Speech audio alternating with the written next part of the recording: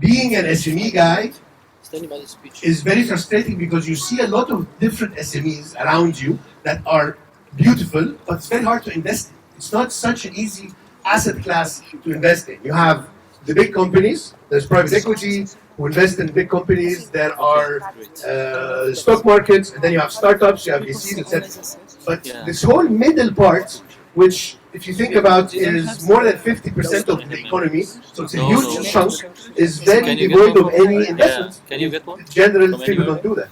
And search funds is a way, actually a very smart way, hopefully you will agree with me in a very short time, a very smart way to invest in this size of companies, SMEs. And the way it happens is very simple. You start with an entrepreneur. So it's the same way as you do with a startup.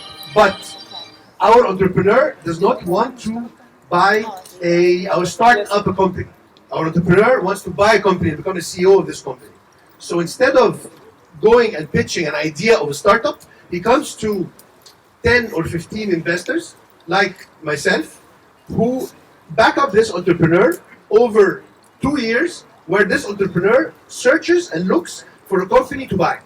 So over 2 years, the entrepreneur looks for a company to buy, and he has 10 or 15 investors that support in maybe asking questions about a certain sector that the entrepreneur doesn't know, or we support them in due diligence, or maybe we help in closing a deal. So we work with this entrepreneur for 2 years. Once the entrepreneur finds the company and likes it and buys it, the entrepreneur becomes the CEO of the company. Some of the investors become on the board, and basically this group of people takes this company, which is usually the size of maybe 2 or 3 million euro EBITDA. So you're talking about a revenue of 10, 15 million euros. So it's a small company. They take it, and basically what they do is they take this company from this small size and bring it up to the size where private equity funds want to invest in it, and there is M&A activity, so there is much more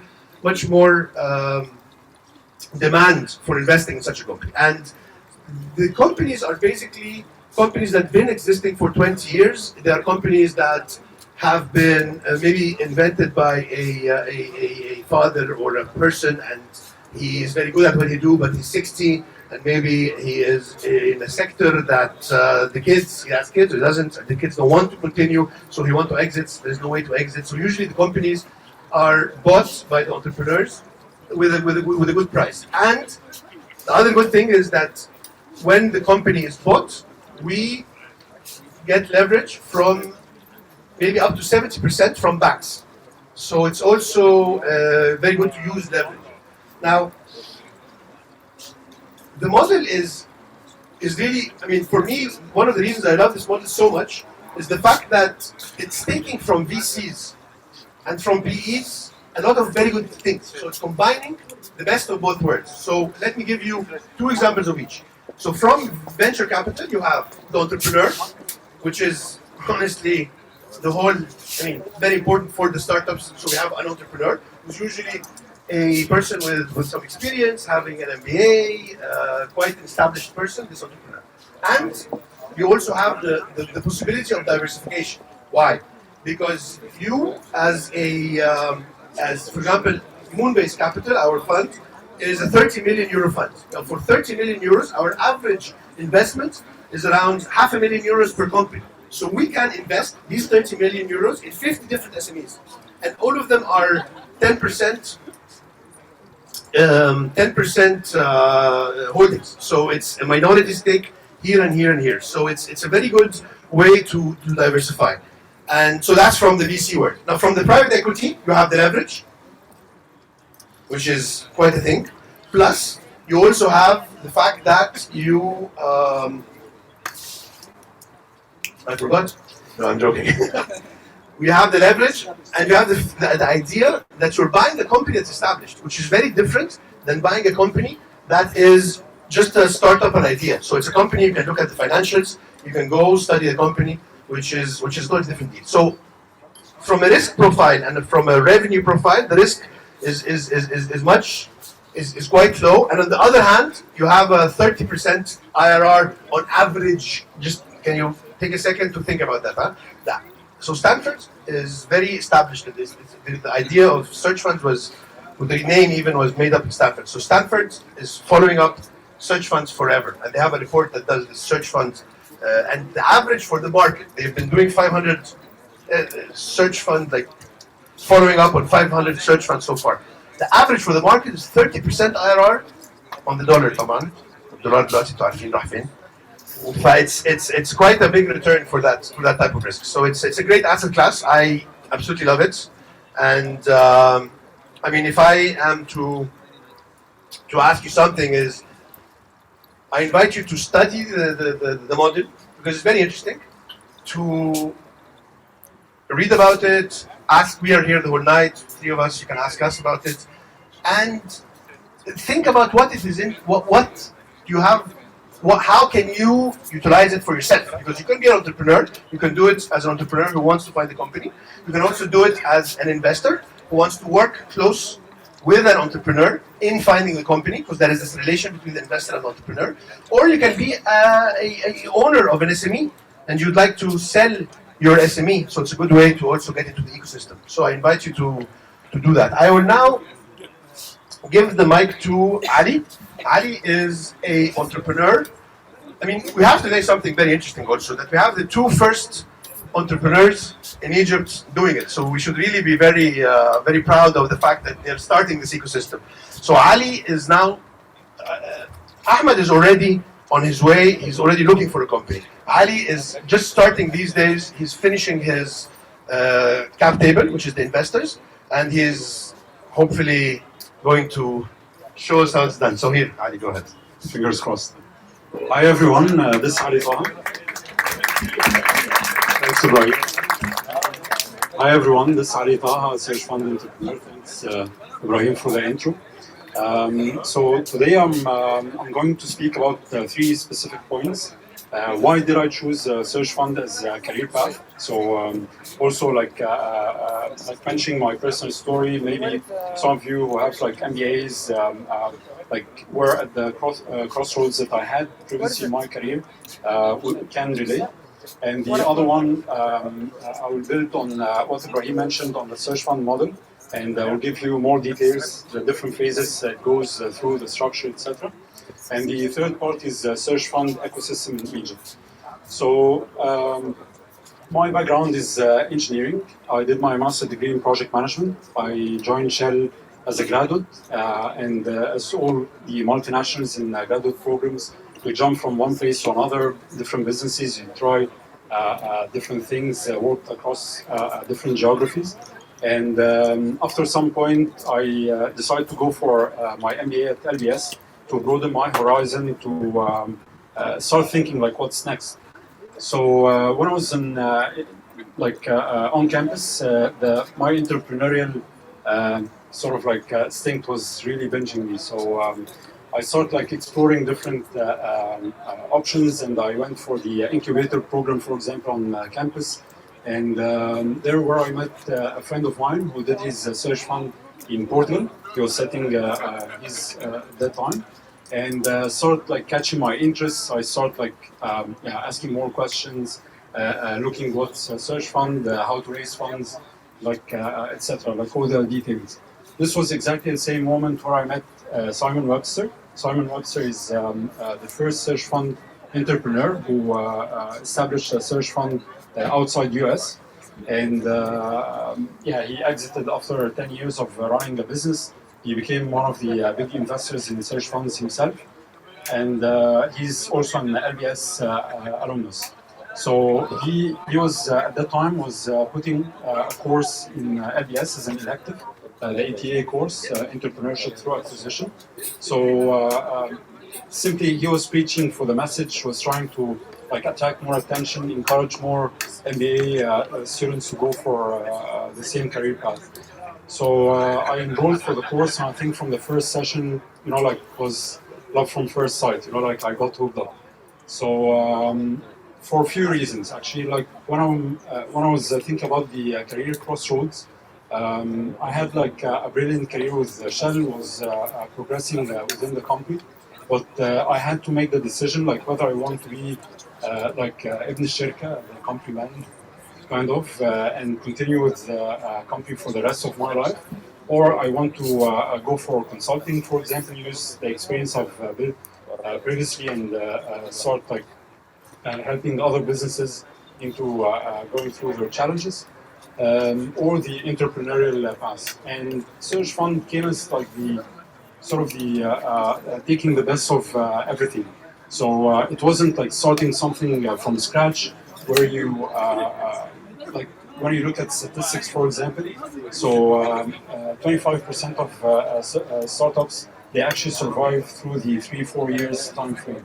And out of these 25%, around 15% that really grow and make a big profit for the investors and the entrepreneur.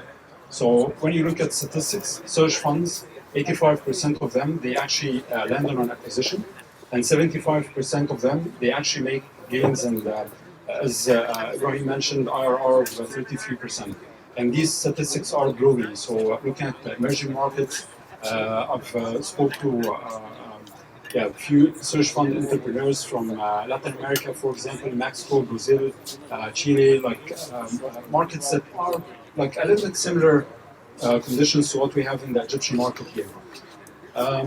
So if I tell you like a little bit more on search funds, the model itself consists of 5 different phases.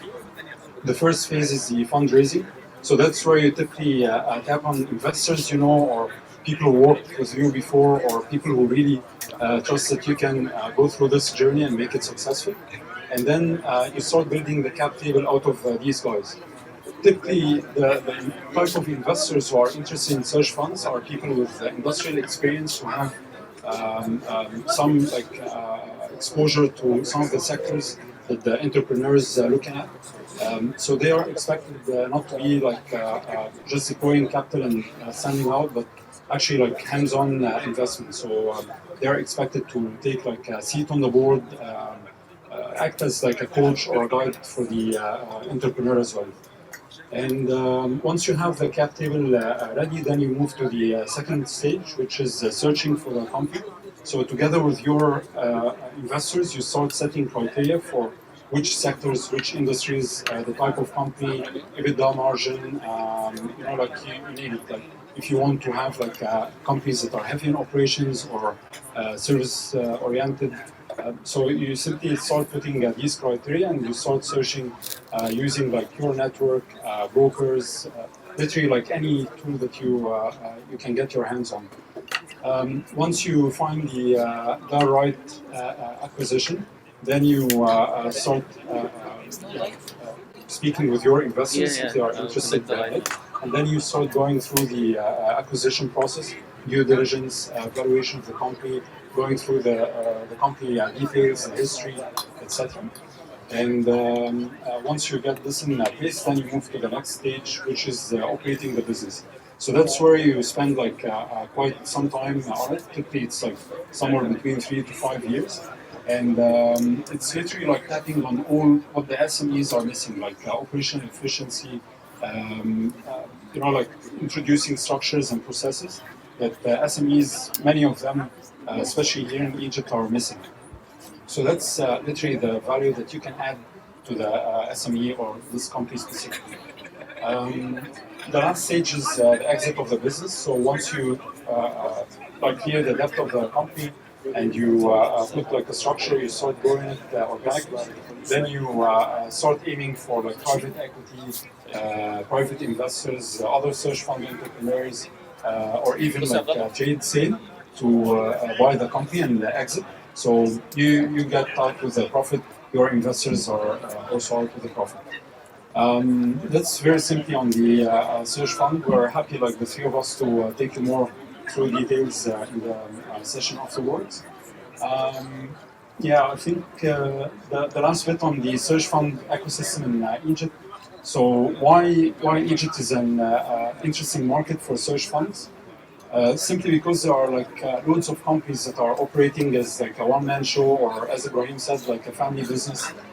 They are successful, they are profitable, they are quite healthy, but they are either capped because they don't have like proper structure, or they don't have like a ERP system in place, for example, and they cannot grow more than that, or they are lacking succession, so there's no second generation to take over, or the second generation is not interested, for example, in the business. So yeah, by here I would like to give the mic back to Ahmed. علي بيقول لي يلا نقفل فI'll be quick.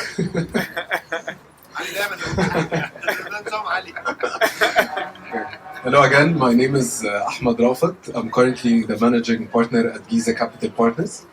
Giza Capital is the first search fund in Egypt. We started back in August 2021. We are a group of 23 investors, including myself, 17 international investors and 6 local investors. Our background varies from high net worth individuals, family offices, private equity professionals, finance professionals, and company operators. And together the group have acquired around 300 companies globally. My story with search funds started at Cambridge when I was doing my MBA early in 2020. And I also attended the first class by Simon Webster when he was the first searcher outside of the US, as Ali mentioned. And in that class, at the first class, he started describing search funds, saying that he basically, with a group of investors, gives money to an entrepreneur to acquire a business. And myself, coming from an entrepreneurial background, having a hard time to raise funds for a startup, I thought this is too good to be true, and I was a bit skeptical at the beginning. But the more I studied the model, the more I knew about it, the more searchers I met around the globe, the more investors I spoke with, the more I realized how powerful is the model is. For business owners who cannot exit their business, mainly coming from SMEs, which constitutes mainly 85% of any economy, they don't have much of opportunities to exit their business. For mid-career professionals who want to be their own boss and become an entrepreneur and acquire a company, and for investors who want to deploy their capital in a relatively low asset class that is proven with decent returns. So that motivated me to think about starting the model in Egypt. So in early 2021, I relocated back to Egypt from the UK, started the fundraising process, and I think it took me around 8 to 9 months to do the fundraising. On average, searchers take around 6 months to close their fund, but because the model was novel in Egypt, I took slightly longer. But at the end, I was lucky to have the backing of a lot of prominent international search fund investors and local investors. Among them is Abdurrahman Shorosh and Hisham al-Busati. They are among us here. So, and also like it was hard, I was supported with a lot of advisors, private equity professionals in Egypt. Many of you are here as well, who showed me the rope on how to do deals in Egypt and the nuances of the Egyptian market. So starting from August 2021, I think so far we have seen the north of 130 to 140 businesses. Great assets that no one look at, very interesting business, and you always hear about the interesting entrepreneurial stories of founders who started the businesses after the introduction of free market policies in Egypt, like in the 80s and 90s. Very great businesses, but unfortunately some of them will not last because either the founders are not interested in running the business anymore, second generation is not interested in the business, or there's no clear succession plan, or they just tired of what they have been doing for the past 20, 30 years and just want to retire and spend time with children or grandchildren. So that's why our offer at Giza Capital Partners is speaking with business owners and asking them to sell 80 to 100% of their business and exit their business to professional operators who have operated many companies around the globe, resonate with a lot of businesses. So I've seen businesses in different sectors like industrials, healthcare, pharma, you name it, and it's always interesting to see the people behind that offering. So I guess our message today is that the search fund model works. It's a proven asset class. 700 search funds have been conducted globally, returning on average, as they said, 33% IRR and 5.5 cash-on-cash return. So the model works. It's just how it works in Egypt, and I believe that it would work in Egypt given the availability of around 4 million small and medium enterprises in Egypt. 85% are in the SMEs space. So again, the model is great for mid-career professionals who want to be their own boss. It's great for business owners who want to exit their business, and interesting for investors. And I really hope to see the Egyptian search fund ecosystem growing and maturing, and that the three of us and all of you play a small part in that. And thank you very much for attending, and we're happy to take your questions. Thank you. Tabiani, there is now the smell of the food, which makes it hard to get questions. But let me tell you something. Morsi, personally, there is something very interesting about this whole search fund thing. Is I talked to so many people, and in the end I find out there is a lot of questions. It's not, I know it's confusing, and we know it's confusing. So feel free to ask questions. Ali will kill me, but we can squeeze a few questions. Anyone has any question they would like to ask, or shall I ask the first question? I have questions, so I can. If I have 3 questions, I won't let mine. مش هيشوف حقي يعني لا مؤاخذة. أنا حقي مش هنسيبه يعني. Okay. نظيف. Like are the targets اسمك ايه؟ عرف نفسك كده. ماشي حاضر. خالد نظيف زميل إبرة وقاعد جنبه واخوه الصغير. طيب the target companies, are they meant to be, is it better for them to be in distress? Well, you probably want to avoid these, and actually you want to target ones that are successful that just want to. Great question. Great question. Actually, the search fund model has a very specific type of company that we are targeting. So I will hand this question to the entrepreneurs who are actually looking for companies to tell us the criteria of looking for a company. That is, but for sure, there are companies that are doing well, that are successful, that have been profitable, that have a cash, and there are certain criteria. So basically, the companies are the size is between 1 and 5 million euro or dollars EBITDA. So it's in this size.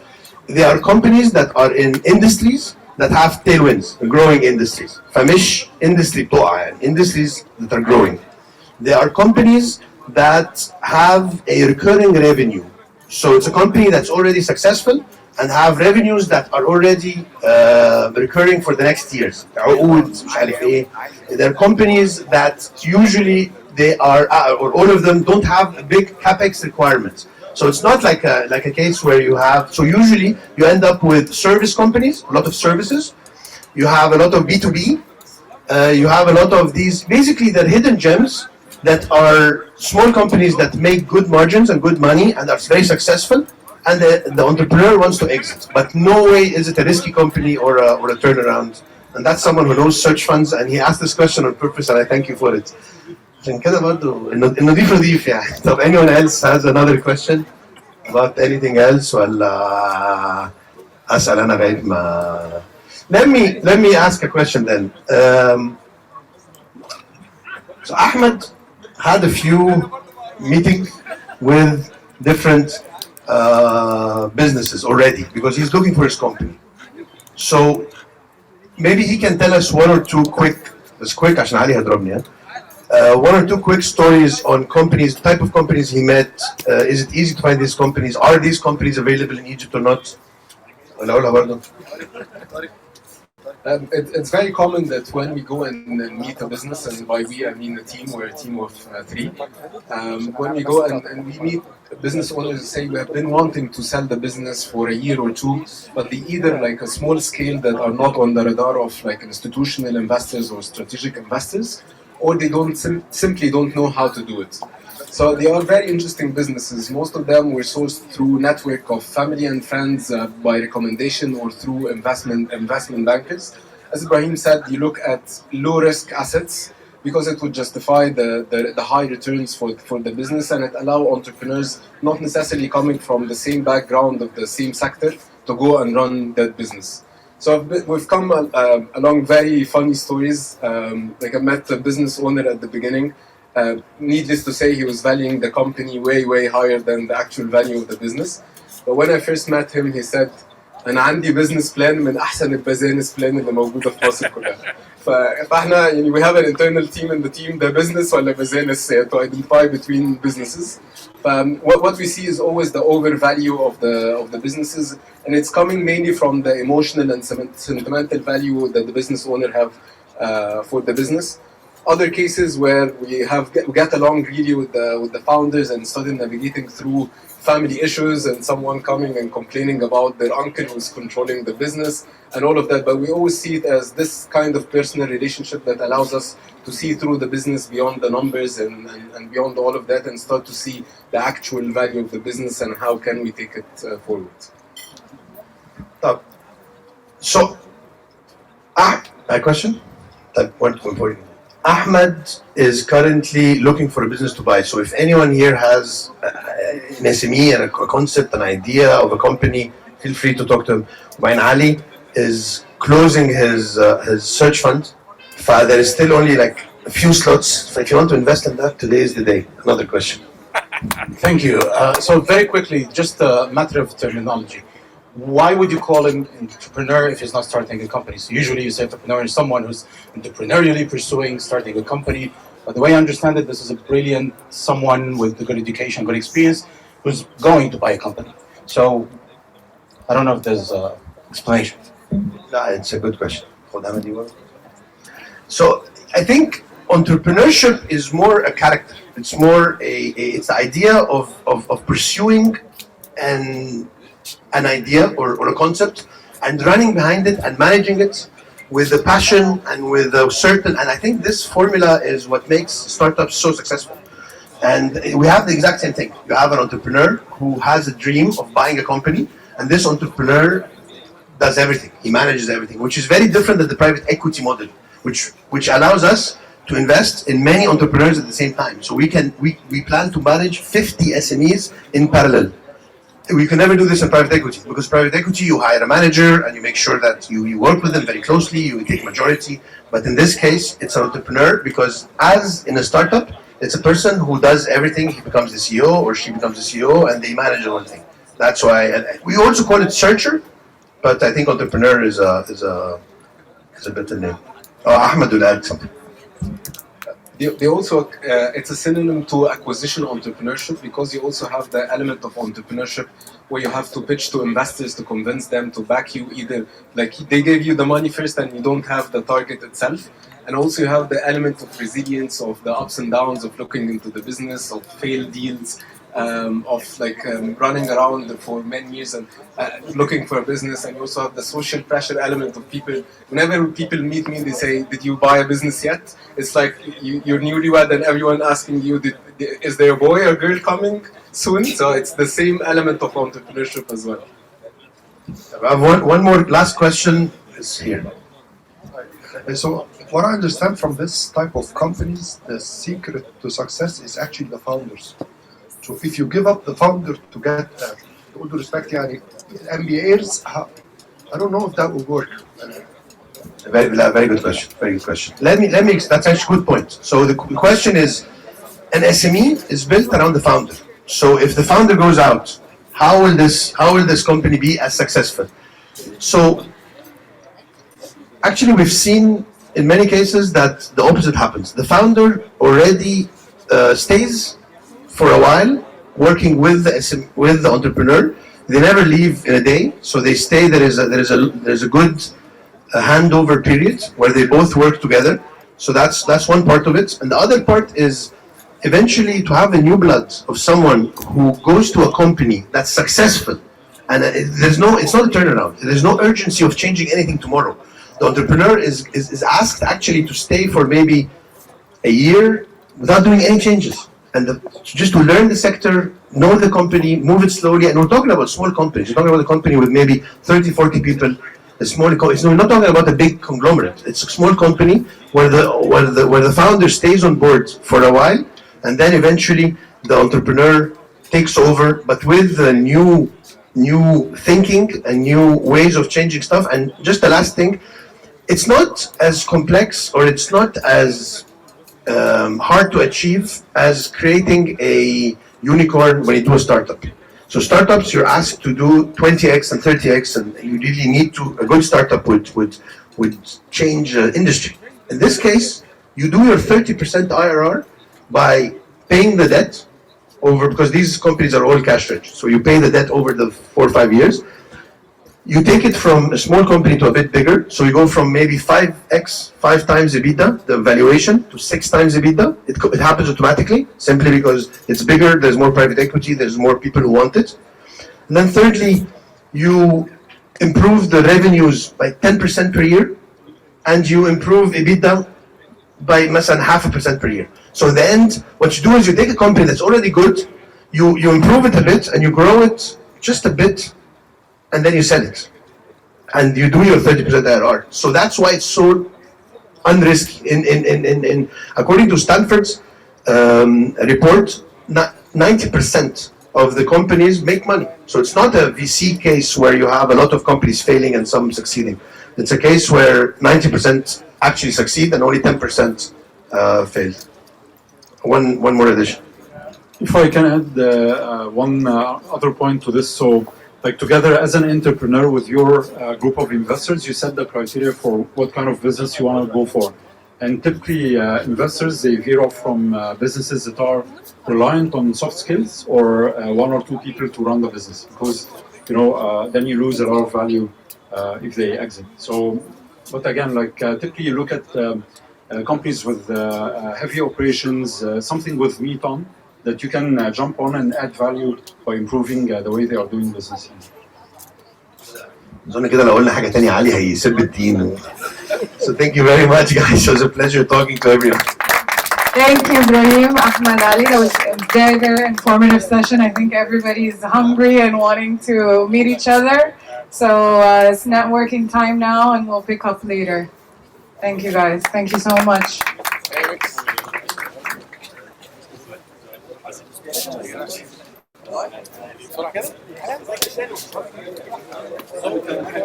كل ده عشان ابراهيم، كل ده عشان ابراهيم، الباسبور بتاعه معايا يعني.